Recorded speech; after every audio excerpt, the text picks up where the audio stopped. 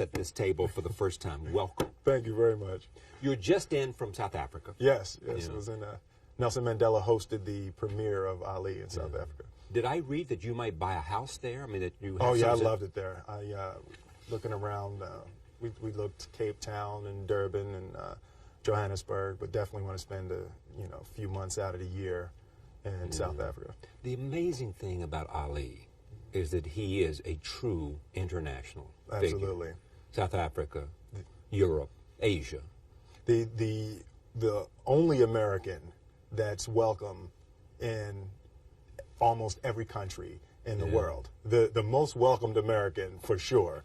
I mean, there's certain Islamic countries that very few Americans are now or will ever be welcome, and that Muhammad Ali can go to. You had reservations about doing this film. Oh God, yes. I mean, he's an icon. Everyone knows Muhammad Ali, the most famous man on the planet, and the potential of messing up the Muhammad Ali story. It's not something you didn't want to visit there. It kept me up a lot of nights. I called Denzel probably 2 years prior to when I was going to do Ali, and I just wanted to talk about the process of, he played Malcolm X and the process and what to expect in dealing with it, and I said, I told him I was considering Ali, and he said, just don't mess it up. I was like, oh man, dude. Hey pal, don't screw this up. Don't mess it up. I mean, we're talking about an icon here. We're talking about somebody. And so, what happened to get you to do it? Was it Michael Mann? Was it Ali? Was it what? Well, Ali's family was completely involved for 7 years. They working on the script and all of that. And Michael Mann was the first person who illustrated what he called the curriculum for becoming Muhammad Ali. And I always knew that I could work hard enough. There wasn't an issue with discipline, or there wasn't an issue with the ability to sacrifice or the willingness to sacrifice. My issue was intellectual. I didn't see the road from the Fresh Prince of Bel-Air to Muhammad Ali. I didn't see how that could be done. And Michael Mann was the first person who really illustrated what the road was. And he broke it down into the physical, the mental and emotional, and spiritual. And he said the first step is the physical. And through the comprehension of Muhammad Ali's physical life, he said, we're going to eat what Muhammad Ali ate. We're going to run the distance that Muhammad Ali ran. We're going to train the way Muhammad Ali trained. We're going to spar the way Muhammad Ali sparred. And by we, he meant me. Yeah. Me, of course. And he said, Mike will be in the car. He'll be in the car eating. But he said through the comprehension of the physical, it will naturally take you into the mental and emotional space that a fighter lives in. And through the comprehension of the mental and emotional, I would understand the next phase, which would be the spiritual necessity for his strength and convictions. So how did you go about the physical transformation?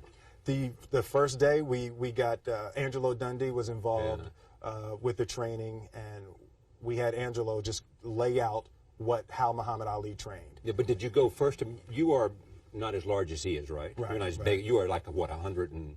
I started at probably 192 and he's or something like that. And his later fights, he got up to about 224. Yeah. But did you have to build up your own body a lot? Yes, we trained for a year of physical training. Yeah. Before you started filming before we ran one camera, we trained for a year. Now, were you making other movies at this time? Or no.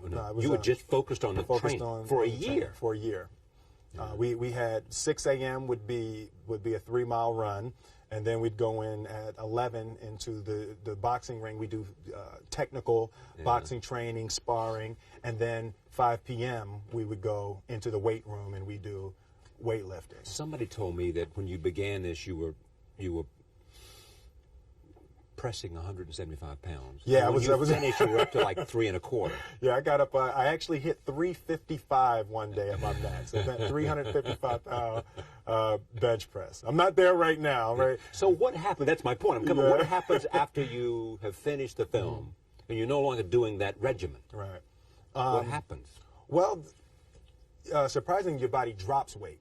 Oh, it does. That's the first thing. Your body immediately, whenever you put on weight, I bulked up probably a good solid 29 or 30 pounds. And the first day that we shot in Mozambique in the ring was about 90 degrees, and we started the fight scenes. I lost 11 pounds in one day. Yeah. And then after that point, my body just started losing the weight. Right. And I got down probably, right now I'm probably here at about 206. Or something like that. And then you start the regimen of learning how to box. That's you know, it's much more difficult than it looks on television. it's so much more difficult. What's challenging about it in terms of getting in the head of a boxer? Well, because 30 minutes of this performance is in the ring. Is in the ring, absolutely. I get the most difficult aspect is trying to fight like someone else, because we all have our natural instincts. You know, if if a left hook is coming, some people want to duck. Okay, and you naturally have a reaction. Ali does something like this. Ali leans back. Some people naturally want to put their glove up. That's my natural reaction is this, you know, going there. But you have to train yourself to react the way that Ali reacted. And how did you do that? So the first step was to just get in the ring. It's, you know, it's the throw the baby in the pool, let them learn how to swim. My instructor's name is Darryl Foster. He trained with Sugar Ray Leonard. And the first day we came in, he said, this is a fight camp. He said, nothing but fighters in this camp. All the actors can go home right now. Well, wait a minute. Okay, well, I guess I'll see y'all later then. I'm out of here. Okay, the actors is leaving. Okay, I'm going to go head home. But, you know, because we train with all professional fighters. So there were no other actors in the ring but me. So when you train with professional fighters, the process is much faster than trying to do it in a vacuum. I was in the ring every day with former world title holders. So you learn something much more rapidly dealing with people that fight on that level. And it was just every single day, 6 hours a day. At the same time, looking at hours and hours of Ali, and even the recycling it. So looking at it in a cycle. Leon Gast, who I read about this guy. Directed When We Were Kings. Yeah. He gave us 17 hours of footage that wasn't in When We Were Kings. We saw Ali sparring, we saw Ali running, we were able to create the interpretation of Ali that we created almost exclusively from that 17 hours of footage. Was Ali involved in this at all? Because I know he very much wanted you, signed off. He said you were the only guy, among other things, pretty enough to do this. He said I was almost pretty enough. Almost pretty enough. Right. But was he involved at all? He was completely involved. Every 2 weeks or so, he would come to the set. His family, his wife, and his children were completely involved in the process. And they signed off on the script. Signed off on the script and signed off on me very early. But it was, you know, people have asked me, did I find it difficult playing Ali with Ali being there? You know, and you know, I've never done it the other way, when the person isn't around, so I'm not sure, but it seemed very helpful to be in a scene and something feels uncomfortable. Go over and say, hey champ, you know, how was this? Does this seem realistic? Is you know, this is what the line is. Do you comfortable with that, or was it more like this? And because so many people that were involved with Ali were involved with the project, there was such a concentration on accuracy and truth, you know, so it actually made it easier that everyone was so focused on it being correct. What's interesting about this too is what drove and shaped Ali was not part of your consciousness. Right, absolutely. I mean, you were born after the Liston fight. I wasn't born until 1968, you know, so by the time I started watching fights, Ali was finished fighting.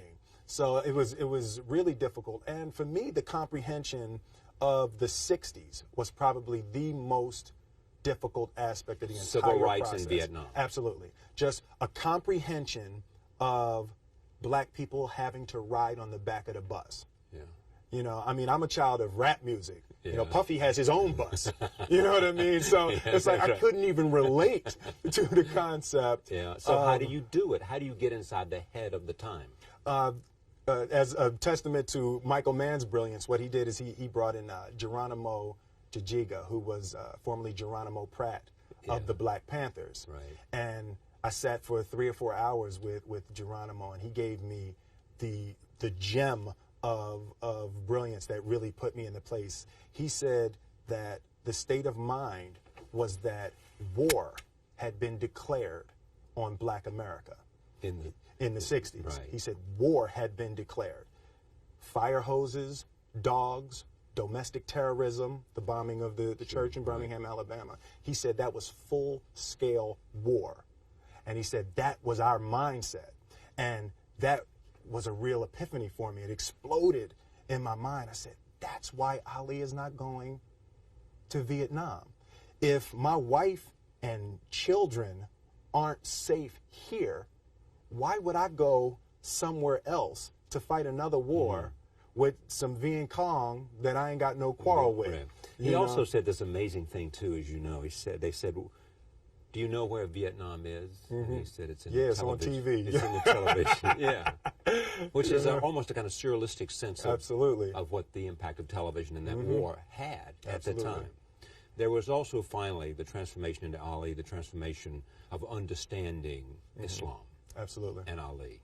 You studied Islam, or what did you do? What we did, essentially, we reverse engineered Ali's transformation into Orthodox Islam, Sunni Islam, that he's currently a member. We started with his current Islamic beliefs, and then we reverse engineered into the Nation of Islam, and then back to his Southern Baptist upbringing. And there were lots of discoveries in that. The fact that he made a transformation from believing in God through a person to believing in God directly with a one-on-one relationship.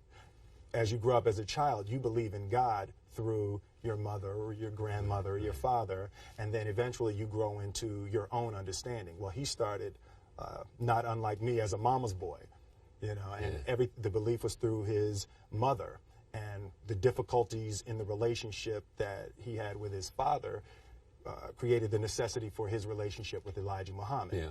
And believing in God through Elijah Muhammad to being disappointed and then to having to create his own individual relationship. Yeah. Someone even speculated, a psychiatrist, I guess it was perhaps, that understanding Ali, and the name, was understanding his relationship with his father, which made him vulnerable, or at least open, or at least seeking relationships with Elijah Muhammad, with Malcolm X, and with other people, sort of father figures. Absolutely. Yeah. The necessity to please. Yeah. You've now, in this process, if you didn't already, you've known Malcolm. No, you haven't known Malcolm. You've known Ali, and then you went and met Nelson Mandela. You know. Do they share anything? Absolutely. The one thing that I truly tried to communicate in the interpretation of Ali is the complex simplicity of greatness. Yeah. And how greatness is not this wonderful, esoteric, elusive, God-like feature that only the special among us will ever taste. You know, it's something that truly exists in all of us. Sitting with Ali, sitting with Nelson Mandela, it's very simple. This is what I believe, and I'm willing to die for it. Yeah. Period. It's that simple. I know who I am, and I know what I believe. I know who I am, I know what I believe. That's all I need to know. And that's all I need to know. So from there, you do what you need to do. Yeah. You know, and I think what happens is we make this situation more complex. You know, the normal among us, make it more complex than it has to be. Because we're looking for complexity. There's got to be something complex to understand. It can't be that easy. No, it can't be that easy. Fundamental and that basic. God said, "Thou shalt not lie." Okay? God didn't say, thou shalt not lie. Except under these circumstances. Right. Absolutely. Unless your wife comes in and asks you what you think of this dress, and you already said something wrong earlier. No, it's very simple.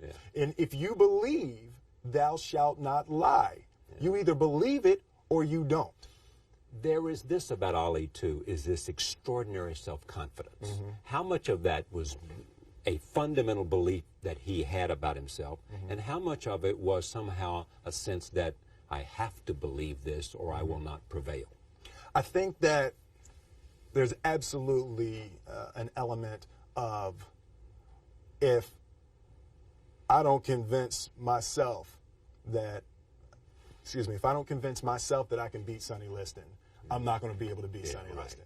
You know, so there's absolutely, I think, innately, and he intuitively knew that it starts right here. If I don't believe nothing, if I don't believe it, then nobody will. Nobody will believe it. And I think intuitively he knew that Sonny Liston had to believe it also. So there's absolutely an element of convincing the press, absolutely an element of convincing Sonny Liston, and certainly an element of trying to convince himself in the process. Is there any similarity between that idea and what you have become in terms of a phenomenal movie star? Some sense of confidence in self that began whenever? I think that you know, I said a few months ago, I said that I believe that if I chose to, I could be the president of the United States. And I think as I've had a chance to intellectualize why I said that. And I think that there's a certain delusional quality that all successful people have to have. You have to believe that something different than what has happened for the last 50 million years of history. You have to believe that something different can happen. It's almost a kind of innocence. Absolutely. In other words, if you knew how difficult it was, you would have never gone down that path. Absolutely. You know, if somebody had said to Ali, no one can beat this guy. He's this much stronger, he's this much bigger, he's got that much bigger punch than you do, and he believed that, he would have said, you got to have an innocence that somehow. Absolutely. You know, I think that's a huge part of me, because, and I say to my friends all the time, and we laugh about it, I truly, honestly, as I sit here before you right now, as honestly as I can say it to you, I truly believe that I could be the president if I wanted to. And as bizarre as that may sound to people that have traveled the path before me, and to people who actually know how difficult it is, foolish Will Smith honestly believes it. Well, what there is about that is a sense of the innocence about it, as well as a disarming honesty about it. If you say it that way. Now, here's what's interesting about you, is that there are people who have said that about you, too, who've been around you as a creative performer. Absolutely. Barry Sonnenfeld, I think it was, you know, did you work with him, or he was involved in this somehow? Said something like that if Will Smith decided he wanted to go into politics, I'd be there to help him by making commercials, whatever I could do within my own talent. Which raises the interesting question, is that something that at some point in your life you might think about, politics? Well, you know, I absolutely feel that there are certain gifts and certain talents that God has blessed me with, that it would be spiritually criminal to only use to make money. My travels in Africa, and spending time with Muhammad Ali, and spending time with Nelson Mandela, there are certainly issues that are important to me, and things that I've been blessed with the vehicle to be able to change, to be able to, as sappy as it may sound, make the world a better place, however minute the change. And that's something that is important to me, but I don't believe that politics is the best use of your energy and time right absolutely. now. But the interesting thing, too, is that there is this concept, and you see it with lots of different people, you know, even with people who are evil. Some will say, he had so much talent. If that talent could have been redirected to something good. It is the idea, if you are given and you work hard, because there's nothing more apparent about Will Smith than how diligent and hard he works at being who you are. I mean, you appreciate the notion, it looks like to me from what I know about you, of understanding that you have to be prepared in order to maximize the possibilities of gifts, right? Absolutely. And I believe, and I learned very young. From parents? From my parents, absolutely. That you don't try to build a wall. You don't set out to build a wall. You don't say, I'm going to build the biggest, baddest, greatest wall that's ever been built. You don't start there. You say, I'm going to lay this brick as perfectly as a brick can be laid. There will not be one brick on the face of the earth that's going to be laid better than this brick that I'm going to lay in this next 10 minutes. And you do that every single day. And soon you have a wall. And soon you have a wall. And I think psychologically, the advantage that gives me over a lot of people that I have been in competition with in different situations is it's difficult to take the first step when you look how big the task is. The task is never huge to me. It's always one brick. Me too. I mean, it is amazing how people are paralyzed from doing anything because they can't take the first step. Whereas you just say, look, all I'm doing is laying this one brick. I am not building the Great Wall of China here. Absolutely. I'm putting a brick here, and I'm going to have the best brick I can. Your father, I think I read, had you and your brother work on a wall of some kind? Yeah. We're talking about our figurative wall. That comes from work on a literal wall. Yeah, right. My father owned. It actually was an old bakery when I was growing up. My father was an electrician and a refrigeration man. We would install supermarkets. You see the long freezer cases in supermarkets. We would install those long freezer cases and all the lights. That's what we would do every summer. So this one year, my father had his shop, and he decided for whatever reason that he wanted a new wall on the front of his shop. So he tore down probably about 16 feet high and probably about 30 feet long. He just completely tore the wall down, and my brother and I had to dig a 6-foot hole. For the foundation. For the foundation. And we would mix in the concrete by hand. A year and a half. We were building this wall for a year and a half. Every day after school, we were coming, mixing concrete, putting it in the hole, doing it. And it was just myself and my little brother. And I remember standing back, looking at that wall, saying, there's going to be a hole here forever. There will never be anything but a hole here. That's right. And a year and a half later, have that many days. I know. A year and a half later, we laid the final brick, and my father stood back with my brother and I know he planned this. He says he didn't, but I know he had been planning this and writing this for his for the past 2 years. But we stood back, we looked at the wall, and he looked at me and my brother and said, "Don't y'all never tell me that you can't do something." And walked into the shop. That's great. I was like, now here's what's interesting. You said what? You said I said, that man's crazy. Something wrong with him, man. We need to get out of here. Exactly. What is he doing in my head? Did he start drinking? Is he drinking? Well, what's great about that story and what's great about your dad is that you seem to have come from a happy family. Absolutely. Yeah. Well, fairly. Reasonably. Reasonably. Yeah. He's a little crazy. This thing about walls. Yeah, he's a little. Yeah. No, it was, but generally, there was no great. You didn't have the kind of conflict that Ali had. Oh, definitely not like Ali that kind of. And yet you have the amazing amount of drive. I mean, there's a sense of mission with you, sense of commitment, sense of prepared to do what it requires. Right? Absolutely. I mean, so you didn't come from a struggling artist background to become. Well, you know what? I think accomplished professional. I think both of my parents and my grandparents were achievers. You know, my mother worked for the school board of Philadelphia, so growing up, we couldn't say y'all. You know, it's like we run out. My kids do not say y'all. Yeah, right. You know, we would run out of the house and scream to our friends, "Yo, what y'all about to do?" My mother's up. That's it. Back in this house. Back in this house, and we'd be sitting upstairs crying, and my grandmother would come in and say, "Baby, you know a y'all is a boat." Yeah. But there's a difference. There's absolutely. Yeah. So there were very specific rules, and there was a constant desire to be better. Yeah. We didn't grow up with the sense that where we were was where we were going to be.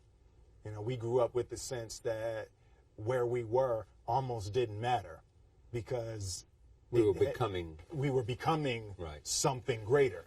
Yeah. And I always remember that my mother or father or grandmother would say, "That's great, baby. You did a really good job with that. That's incredible. Congratulations. Try this next time." Yeah. It was always there was always a little bit stretching. More. Absolutely. When you started out as a rapper, were you already thinking, if I get to do this really well, I'll have a television show. And if I have a television show, I can be in feature films. And if I'm in feature films, I can be. For me, it was always, my biggest dream coming up was I wanted to hear one of my records on the radio. That was it? That was it. That's what I wanted to do. I wanted to hear one of my records on the radio. And I wanted to see someone hear my record on the radio. And in June 1986, I saw a guy ride past my father's shop, dropping his head, So from that point, I've really been beyond my dreams. And even with the first Grammy nomination, we were beyond anything. When we recorded, we didn't say, "Wow, it would be cool to be." We just want to hear it on the radio. We just want to hear it on the radio, Yeah. And from that point, I've been trying to catch up with my dreams. Your dreams, in other words, the reality has been ahead of whatever you imagined. Absolutely, the reality has been so far ahead of what I would lay in the bed at night and say, wow, it would be wonderful if. You couldn't imagine. Your movies have grossed, I think, more than $2 billion. They had 2.2, but why would you know? Over 2.2. I don't pay attention to that stuff. How does the ambition play for you? In other words, are you saying it comes to you, or it was somebody else's idea that if you can do rap and if you can win Grammys, then you can do Fresh Prince. If you can do Fresh Prince, then you can do whatever the first role was.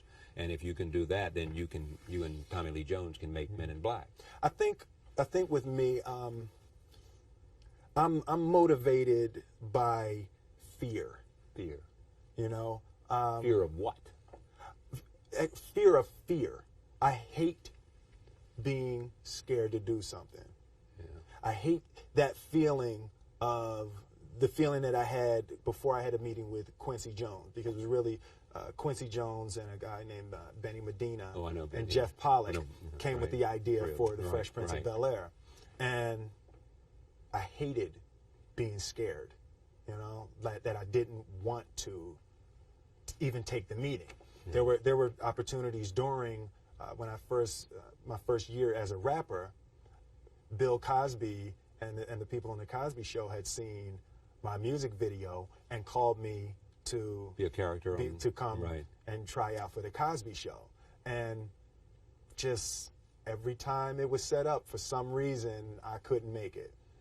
Fear of fear. The fear. I just hated that, being scared to do something. And I think what developed in my early days was the attitude that I started attacking things that I was scared of. If I was at the Arsenio Hall show, and I remember the first time being at the Arsenio Hall show, and I really felt emotionally, I felt dwarfed at the Arsenio Hall show. Hollywood was so much bigger than the music that I was making. I felt scared.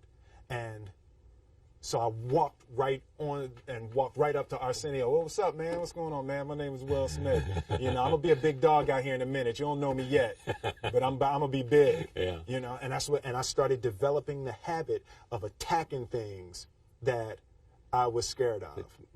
That's almost Ali-like. In terms of the bravado, of that. It was Franklin Roosevelt said, "The only fear you have to fear is fear itself." Absolutely. Remember that? Absolutely. Yeah. The big break was what? The big break. Was it Fresh Prince? After Fresh Prince, I think that did it for you. Yeah, Fresh Prince really really put me on the map internationally. The Fresh Prince of Bel-Air is, we were just in South Africa and Mozambique. It's still and playing Australia. over there? It plays insanely everywhere in the world. We're the power of television. The power of television. Yeah. We're in a village in Mozambique called Mavalani. Yeah. And there were children that didn't even speak English that was saying "Príncipe, Príncipe," you know, because they were colonized by the Portuguese, so it's close to Spanish, and they're saying "Príncipe, Príncipe." And I'm like, that is amazing how far television goes. But I would have to say the Fresh Prince was definitely the. You make an interesting observation that the interesting thing about if you're on television, and especially if you're a stand-up comic, or if you're doing fast-paced comedy on television, it's terrific in terms of becoming an actor. Absolutely. You know, you see it with a Robin Williams. Absolutely. You know, you probably Seinfeld could do it if he made movies. Absolutely. You know, it is that notion of you've got to make every second. Every second has to be perfect, has to be funny. Has to have a payoff. And you have about 4 seconds to figure out what it's going to be. I refer to television as the gym. Yeah. Television is really the workout for the film world.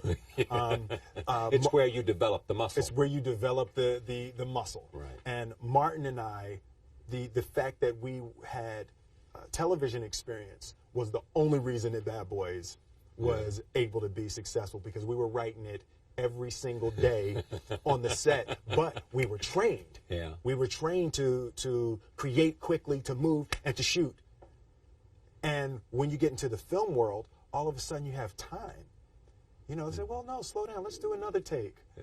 Oh, well, let's try. Oh, that was good. Let's try it another way. We were like, wait a minute. This is a luxury. Well, no, wait a minute. We get to do it twice? Yeah, you know, and that's the only scene we're going to do today. And that's the only scene we're going to do. So wait a minute. We can do it all day long. Yeah, we'll get it right. We're out of here. And it's such a different world. And the pace of the film world is so much different than the pace of the television world. And what I also noticed in studying the transition, I looked at Robin Williams, Tom Hanks, Eddie Murphy, Jim Carrey. I studied a lot of the people that actually made the transition. And the difference with television is when people are watching a small screen, everything has to be big, you know, in order to sell it. You know, when you sell, you got to come out of the screen. You got to come out of the screen because the screen is so small, and people watching such a small screen, you have to be sad like this. You know what I mean? Because you got to sell that you're sad. Whereas, sell sad. You know, whereas in the film world, the screen is so huge and the camera gets so much into your face that everything can be much more subtle. People will see every little twinge of your eye or every little purse of your lip, and everything is so, the camera is so much closer and the screen is so much bigger. Smaller moves translate funnier or more emotional. And that was the big thing that I concentrated on in making the initial move into the film world, just taking everything down, you know, 100 degrees. Have you learned mainly from the directors you've worked with, or have you taken thousands of hours of lessons? Well, I don't have any really formal theatrical training. I think I have a natural desire to study people. You know, when someone says something, I like to do what's called the comedy math. What made that funny? Why was that funny? Okay, well, what's funny is that they were being sardonic, and you know, to break it down. See, this is interesting about you. There is this notion too that you once looked at the top 10 grossing pictures, and they all had 7 of the 10 had creature. 7 of the 10 had creatures. The creature, and you said, I want to make a movie with a creature. Absolutely. I mean, if a creature will help you do it. Absolutely. I mean, to me, I knew that once I made it into the film world, there was no reason to be in the film world if I wasn't going to have films in the top 10 of all times. So studying the top 10, there were creatures. I want creatures. Yeah. You know? If a creature will help you do it, let's get a creature in here. Damn it, give me my creatures. Where's my creatures? Actually, I told him I wanted creatures on Charlie Rose. Where is it? Where's my creatures? Well, it's under here somewhere. Now, have you failed in the last 5 years, 10 years? Do you consider anything you've done a failure? Yes. Oh, absolutely. Like there's what? Certain things. Because a movie didn't gross as much. Is that failure? No, or is that actually, just... the converse with Wild Wild West. Yeah. It felt like a failure because the film wasn't great. Right. You know, but it did 225 million. And you know what people said about that? And They said that's because of Will Smith. It's not because... But I was like, oh, it hurts so bad. You know, it felt like I got what I wanted out of the deal, but my fans didn't get their half of the deal. You know, you got your money, you gave your performance. I got absolutely, but it wasn't.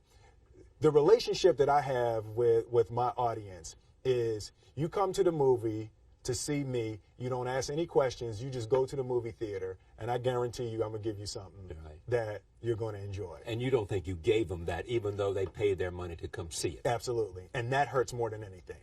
I'd much rather a film flop at the box office if it's not good than... So you don't want to be making any bad movies? Oh yeah, I don't want to have no bad movies. Even though they're going to pay me my money. Absolutely. You know, I don't like that just emotionally that doesn't feel. Now, has any part not felt good for you? I mean, no, every part I've taken felt. I mean, I've never been on the set and said, "Why did I do this? This is not me. Never. I don't like this guy. I don't like this character. I don't like this." Not at all. I've as another part of the unspoken deal that I have with my fans is I'm going to love it. You know, I'm going whatever I choose. I'm not choosing it because they offer me more money than the other person offered me. I'm not choosing it because it's convenient for my life at this time. I'm choosing it because I think it's great and I think it'll be enjoyable for people to watch. Yeah. There is a thing I think about performing, and I don't know whether it's on a classical stage or whether it's on a film or whether it's on something as basic as this. It is that people watching it somehow are positively influenced by the fact that you're having fun. Absolutely. You know, I mean, they can sense the enthusiasm. And I think on television, some even will say, if they're not enjoying it, why am I watching? Why am I right? You know? Yeah, you really need to enjoy it on television. Television is one of those mediums where if you're not having fun, people are going to change the channel. Yeah. You know, there's a little more leeway in the film world, and there's a little more leeway in the world of music for alternate emotions. But in the world of television, people tune into television for an enjoyable experience, and they are most moved by the person or the performer or the performers having a good time. That's why Friends is so successful. You can tell that they're having fun a good time. Yeah, exactly. On the set. Right. And it is successful. Absolutely. You look at that new contract that boys and girls just signed. Yeah. You and Denzel, both nominated this year. Some people, I was watching the BBC the other day, and they were talking about the fact, making a lot of the fact that two African-American actors nominated in the same year. Is race, where is it in your own consciousness? Where is it in my consciousness? I mean, I think it's a reality of American life. Right. I think that Hollywood is no different than anywhere else in the country. There's certain aspects that are noticeable. Right. You know? But when they see Will Smith, do they see Will Smith African American, black man, or do they see Will Smith green man? One of the great aspects of Hollywood is that you can go from being black or Asian or Latin to green. You know, it's one of the few places that you can turn. Exactly. You can go ahead and turn green. Yeah, right. And if they think because of skin color you won't be green, then that's where the discrimination kicks in. Absolutely. Before Independence Day, there were issues spoken that blacks don't translate internationally, and that was part of the issue of me maybe not being cast in Independence Day. Now, did you do anything to be cast in that role? I mean, was you aware of that, obviously? That somebody's saying maybe Smith might be perfect in terms of his talent, in terms of his persona, temperament, all of that, but blacks he may don't not translate. Play internationally, and therefore not as much green as we'd like. Absolutely. And who overcame that idea? I knew for a fact that I wasn't going to sit back And you're not going to let them define you right, and absolutely. your potential internationally. I personally believe that success is based upon intellect. The smartest guy, 9 times out of 10, is going to win. Yeah. Every once in a while, the strongest guy will win, you know, but more times than not, the smartest guy is going to win. As soon as I heard that, it was put all of the best minds that I knew together to figure out how to overcome that. You went out and hired or got together a group of people smart about marketing, people smart about understanding. A few marketing people together. I got international box office grosses of films starring black actors. And at this point in my career, that's another reason why I travel so much with my films. Yeah. Because I feel that if Will Smith can be successful in Thailand with a film, then, well, maybe someone else of African descent can be successful in Thailand or France or any other place. You know what's amazing, too? I mean, you know this much better than I do, but it is the phenomenon of the worldwide market. I mean, when you look at what some of those Asian actors do before they get cast in the American audience, they're reaching billions of people. Absolutely. It's stunning what the market possibilities are once you get heavy. Now, did you lead that effort yourself, or did you say to your agent or whoever is sort of in charge of Will Smith Inc., or is Will Smith the guy who's in charge of Will Smith Inc.? I have my I don't partner, mean in corporate structure. I mean, who's running this? Who's the guiding? Creatively, I'm pretty much totally in control of at least the last decision of what we do or don't do. But my partner is James Lassiter. We went to high school together, and he started out carrying records for Jazzy Jeff and myself. So he's been with you a while. So there's loyalty, trust, absolutely. Confidence. And he's a genius, so that doesn't hurt. So he's a smart guy. That doesn't hurt nothing. Does he remind you of that? Oh no, he makes it clear. he makes it clear. Well, you may be pretty, and you may be on that screen. He said, but I picked Independence Day and Men in Black. I got one huge brain working for us. Absolutely. Yeah. So when you look at where you might be going, there's this frequently said: everybody has wanted to be, for one reason or the other, Cary Grant, whatever that means. Absolutely. And they say, perhaps as close as anybody, Will Smith could be Cary Grant, whatever that is, the idea of Cary Grant. Well, it's really eclectic choice of work. It's the ability to make you laugh and to make you cry. Right. Comedy and drama. Comedy and drama, and startle you with some action. Yeah. At the same time, being elegant and all those absolutely. things. Absolutely. Yeah. And I've done a little Cary Grant study also. Have you? Oh yeah. Now, what have you studied? Just the ability to create a relationship with the audience that transcends the role. Yeah. Okay. The ability to have a connection with the audience that is almost a friendship, so the people will be more willing to move with you. With Cary Grant, there was just a sense that whatever he chose, you wanted to know why. Does Denzel's career teach you something? Yeah, just that I got a long way to go. Yeah, but I mean, you've got to admire what he's done in terms of. Well, he must have talked to you about Malcolm. Yeah, absolutely. What he said, what he told you. He said, you better get it right, brother. Absolutely. But Denzel is just... other than awesome. Just, what Denzel, when I watch Denzel, I said this to someone a couple of weeks ago, is I'm not the best at anything. You know what I mean? Eddie Murphy is funnier than I'll ever be. Denzel is more powerful than I'll ever be. I think that my strength is I can do everything well. I can do a little bit of everything, and that's what I concentrate on to be my strength. I'll never be able to compete with Denzel on that pure level. Actor as a pure, it's just I feel that I'd have to completely dedicate my life to that to even come near being able to compete on that level.